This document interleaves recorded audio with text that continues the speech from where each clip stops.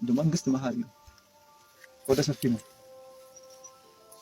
ስለዚህ ግድ የለም እሱን ትተን ወደ ቤታችሁ ተመለሱ። እንደውም የጀመርናቸው ክሶች አሉ።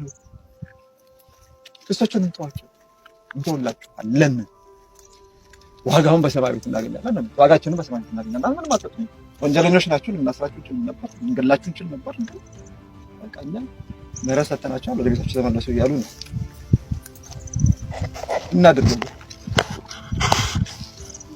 እናድርገው። በስሜት አይደለም እላችሁ፣ በስሜት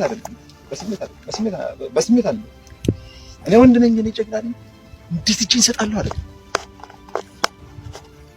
ይሄ አይደለም ጉዳዩ፣ እዚህ ላይ አይደለም።